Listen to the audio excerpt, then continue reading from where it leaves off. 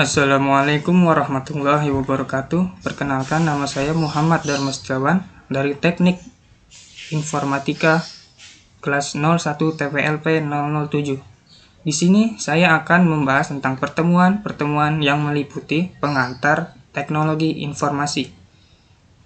Pada pertemuan pertama ini kita akan membahas tentang pengertian komputer, generasi perkembangan komputer, klasifikasi komputer, dan tokoh-tokoh perkembangan komputer. Dan apa itu komputer? Komputer adalah seperangkat alat yang digunakan untuk mengolah data-data yang telah dibuat oleh seseorang untuk mempermudah pekerjaan.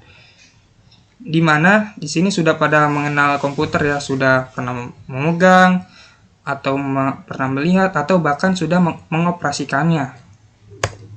Selanjutnya, generasi-generasi komputer. Ada berapa generasi komputer ini? Ada 5. Yang dimana generasi pertama ini dari 1951 sampai generasi kelima 1981. Ini sudah banyak perubahan. Bahkan sudah sampai secanggih di saat seperti ini. Bahkan di teknologi sekarang ini sudah mulai canggih-canggih. Yaitu pada generasi kelima itu sudah menggunakan alat atau semua alat-alat yang sudah mulai digunakan pada saat ini. Selanjutnya pada klasifikasi komputer.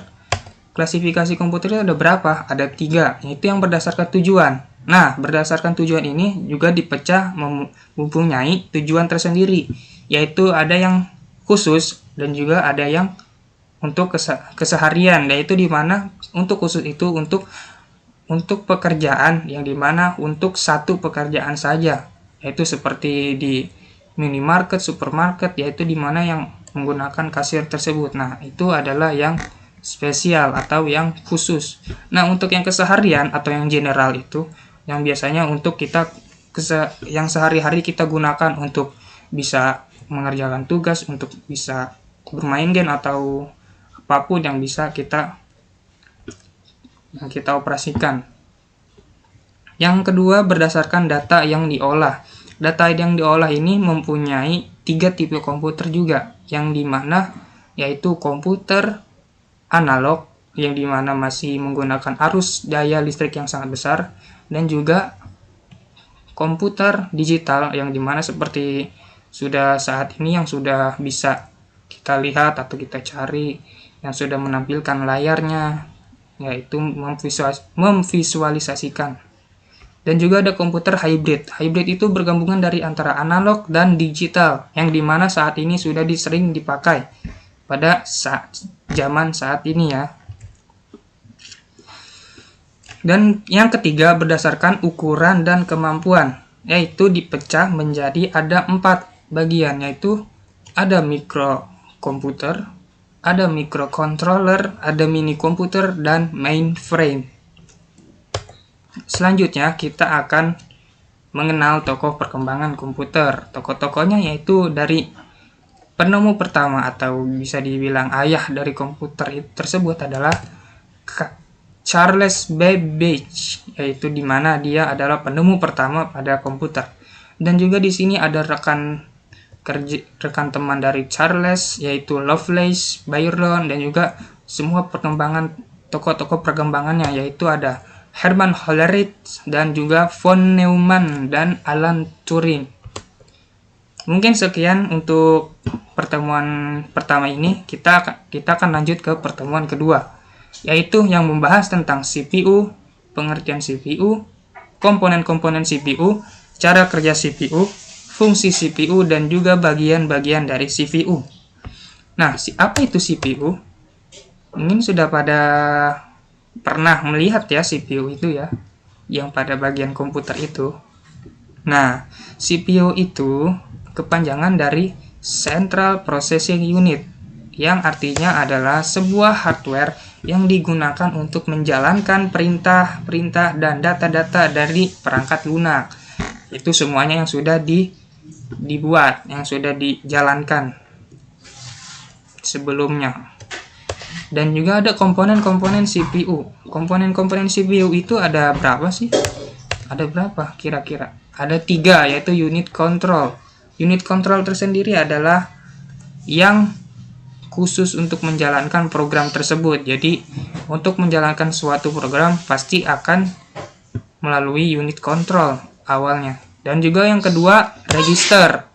Yang register ini adalah untuk menyimpan data-data yang kecil, yang berukuran kecil, tetapi cenderung cepat penggunaan penyimpanannya. Selanjutnya yang ketiga yaitu ALU, yaitu Arithmetic Logic Unit, yang dimana menjalankan program aritmatika dan juga logika yang telah digunakan, yang telah dijalankan. Selanjutnya ada cara kerja dan fungsi CPU, yaitu sama ya. Cara kerja dan fungsi CPU itu seperti kalkulator, tetapi dia lebih canggih dan lebih sangat digunakan untuk keperluan sehari-hari, misalnya untuk mencari data dan informasi tentang apapun yang kita mau. Selanjutnya ada bagian-bagian dari CPU. Ada berapa bagian-bagian CPU? Ya, yang pertama ada power supply. Power supply adalah untuk mengantar listrik kepada komponen-komponen motherboard. Nah, motherboard itu adalah berupa mempunyai komponen-komponen yang untuk bisa diproses untuk berjalannya komputer tersebut atau CPU. Dan selanjutnya ada hard disk. Hard disk itu ada tempat penyimpanan data dan file-file yang telah kita unduh atau kita download atau kita temukan. Lalu di sini ada prosesor, yaitu adalah otak dari CPU tersebut. Dan juga ada VGA card. VGA card itu adalah tampilan atau memvisualisasikan data yang kita temui atau yang kita tampilkan, yaitu seperti ini ya, yang sudah tertera.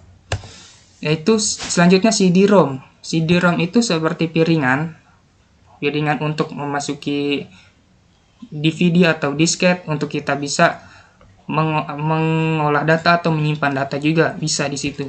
Dan juga ada kabel data atau USB yang digunakan untuk bisa bertukar data melalui port-port USB ini menggunakan kabel data. Dan juga selanjutnya ada LAN card dan kabel UTP. Itu sama untuk bisa bertukar data melalui komputer satu dengan yang lainnya, atau juga bisa terkoneksi dengan internet melalui hub, switch atau router yang tersambung dengan kabel ISP atau Internet Service Provider. Dan selanjutnya ada RAM. RAM itu adalah untuk kinerja komputer atau CPU yang digunakan untuk kita bisa mengolah data dengan lebih cepat. Mungkin cukup untuk pertemuan kedua ini. Kita akan selanjutnya ke pertemuan ketiga, yaitu yang membahas tentang apa itu memori komputer, jenis memori komputer, dan juga membuat definisi pengembangan komputer yang bisa dilihat di link di bawah ini. Nah, apa itu memori komputer? Memori komputer itu adalah termasuk dari bagian dari komputer di tempat program dan data-data disimpan. Jadi apa yang kita sudah cari, yang atau kita unduh atau semuanya itu sudah yang kita, yaitu semua data-data yang akan itu disimpan di memorinya, yaitu seperti otak kita. Selanjutnya ada jenis-jenis memori. Ada berapa jenis-jenis memori? Yaitu ada 2. Ada memori internal dan juga memori eksternal.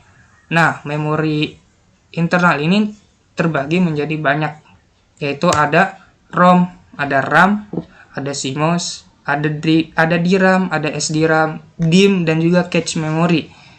Nah, selanjutnya ada memori eksternal, yaitu yang terbagi menjadi 2, yaitu DASD atau Direct Access Storage Device, dan juga DSA atau SASD, yaitu Sequential Access Storage Device.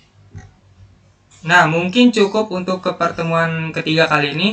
Kita akan membahas selanjutnya ke pertemuan keempat, yaitu membahas tentang pengertian dari input dan output device, dan alat-alat serta fungsi input dan output device. Apa itu input dan output device? Input device itu adalah memasukkan data dari luar ke dalam untuk menghasilkan suatu informasi yang untuk diolah. Dan output device atau unit keluaran adalah yang menghasilkan suatu data dan diolah kembali untuk bisa menampilkan suatu visual atau suara. Nah, selanjutnya fungsi alat-alat output dan input device. Nah, di sini input dan output device memiliki banyak sekali contoh alat-alatnya. Di sini saya akan mengambil cukup 3 saja, yaitu yang pada input pertama adalah alatnya keyboard, yang sudah pasti alat untuk mengetik.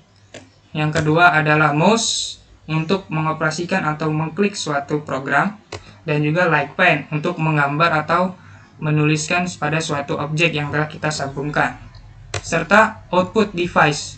Output device itu adalah suatu unit keluaran yang bisa menampilkan suatu visual dan suara, yaitu contohnya ada monitor, ada printer, dan juga ada speaker. Mungkin cukup dan sekian, terima kasih. Mohon maaf bila ada kesalahan kata, kurang lebihnya mohon maaf. Wassalamualaikum warahmatullahi wabarakatuh.